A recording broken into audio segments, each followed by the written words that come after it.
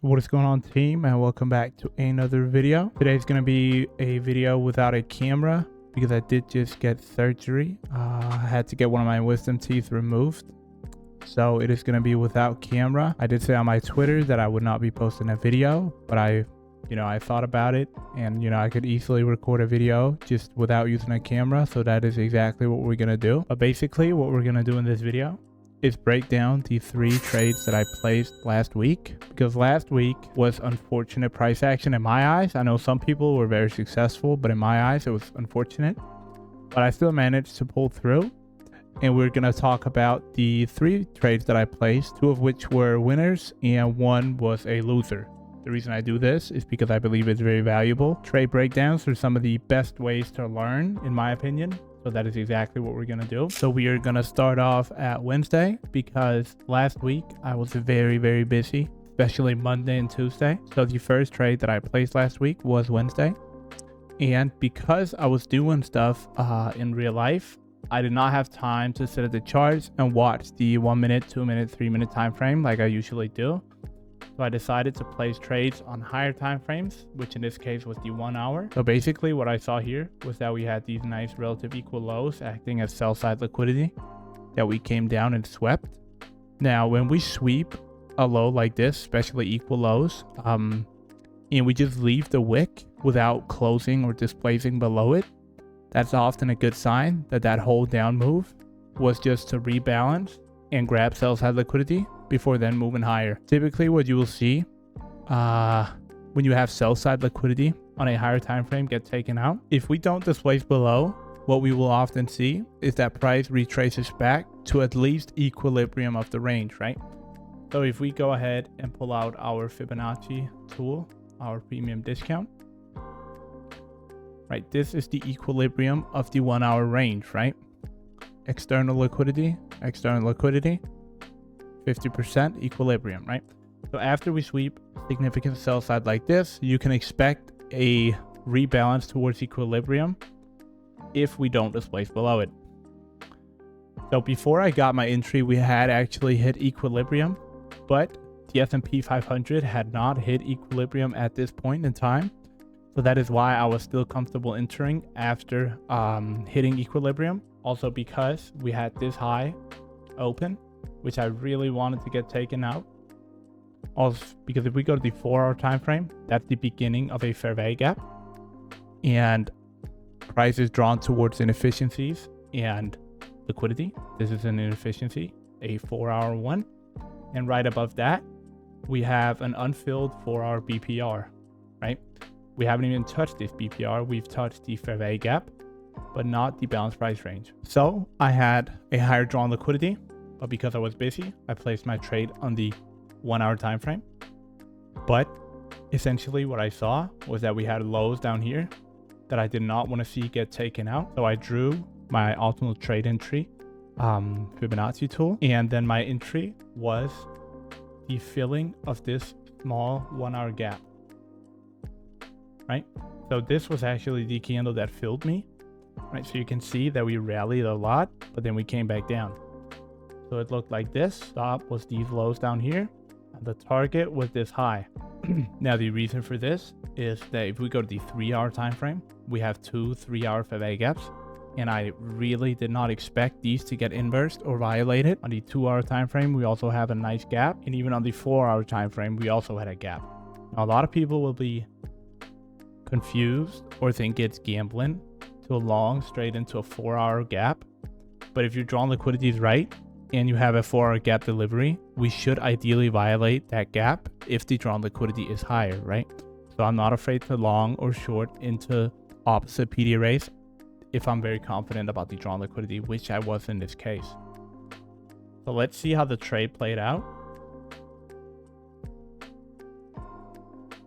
As you can see, it took quite a few hours. I got filled on this candle, so the trade took 1, 2, 3, 4, 5, 6 hours to hit TP, but we eventually did. As you can see, these levels here are getting respected very nicely, and you can see the conscious encroachment, or the middle point of this fair value gap, is getting respected, right? We're not closing below it, which is exactly what I wanted to see. But as soon as we created this intermediate term low here, meaning that we have a low that filled a gap, right? A swing low. As soon as that was created, I was very confident that we were going to go to TP, which we in fact did, right? So that was the first trade of the week, very successful. Moving on to the second trade of the week, the same week, Friday. I did not place any trades Thursday, again, because I was very busy. And I was also busy on Friday. So this was also placed on a 1 hour time frame, again, because I did not have time to sit there and watch a 5-minute or 1-minute chart like I usually do. But essentially what I saw was that we had a higher time frame market maker buy model. We had this nice sell side curve here that swept equal lows, right?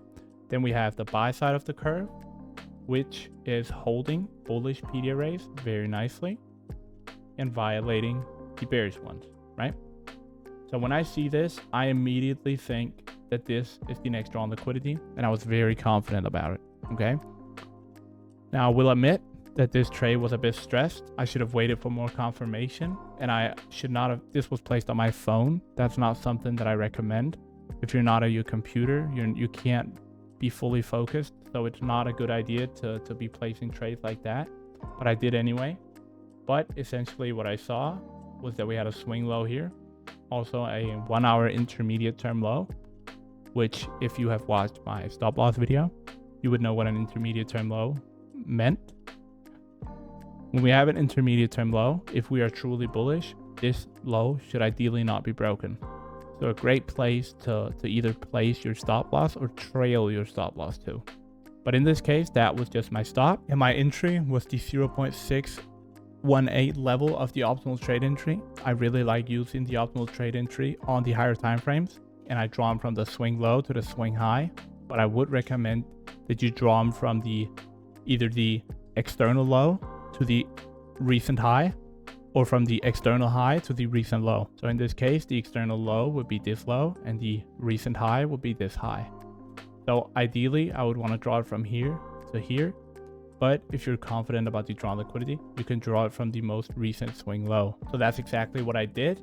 Then I looked over here and I saw that we had a higher time frame reclaimed order block, which basically means that we traded through it. I have just made a video on this too. But a reclaimed order block is basically when we trade through it, and then instead of using it as resistance like we did previously, we are now using it as support, right? So I had a reclaimed order block that overlapped with my optimal trade entry, and I had a regular order block that overlapped with my optimal trade entry, and I had an inversion fair value gap that was also protecting my stop. Now, if the drawn liquidity was right, this setup will have a very high win rate because it's so many overlapping models. But what ended up happening was really not expected, right? So this was exactly what it looked like. And this is what happened. We get this huge dump out of nowhere. Really unexpected, but the mistake that I made here was not waiting for the Friday retracement. ICT talks about a concept called Thank God It's Friday, where you basically see a retracement on Friday of 20% of the weekly range, which had not happened yet on Friday, obviously. So that happened here instead, but it was still very aggressive and not something you will typically see. So that kind of baffled me, but that was just what it was. And then actually that same night in the last hour, so from 3 to 4 p.m., the power hour, I found my second winning trade, and we'll talk about it. So remember what I just told you about drawing the optimal trade entry from, in this case, an external low to the most recent high? That is exactly what I did. And I saw that we had this very, very nice reaction to it, right? But because I was home and I was at my computer, I decided to go on a lower time frame like I normally would. So I went to the 5-minute time frame, and this is exactly what the 5-minute time frame looked like. So this right here is that 1 hour range optimal trade entry delivery, right? We hit the 0.618 level of the optimal trade entry, which sent us higher. When I have a higher time frame delivery like I have here, that is very, very nice. And again, my drawn liquidity was still higher, even though we have just had this huge drop, because I was expecting that to be that Friday retracement. So what I did was I pulled out my premium discount tool, and then I saw how nicely we bounced off of the 5-minute range equilibrium, right? Then I saw that we had a fair value gap here, 5-minute fair value gap.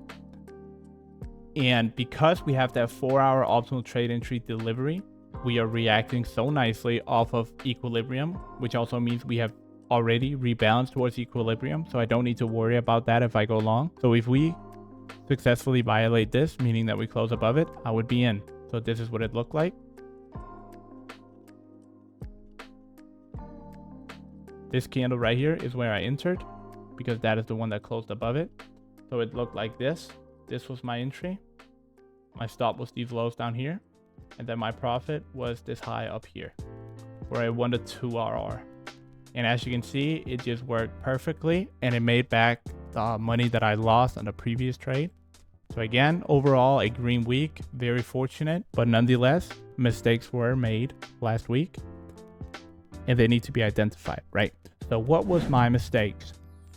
When I am busy and I don't have time to sit in front of my computer and do my pre-market analysis and jump between timeframes, I should not be trading. Because by nature, I'm not a swing trader. I've never done it. I've always scalped the 1 to 5 minute time frame. So if I don't have time to sit at my computer, instead of trying to find setups on a 1 hour time frame or a 4 hour time frame, I just don't trade that day. Now I know we did have one winner on a 1 hour chart and it's fine, but what made the loser a mistake was that I placed it on my phone without any proper analysis. I did not switch between time frames. I did not look at ES. I did not look at DXY. I simply saw that reclaim order block aligned with optimal trade entry. And because we have that intermediate term low as my stop loss placement, I was kind of confident in the trades, and that's fine. But I should not be rushing to get into trades, especially when I'm not at my computer.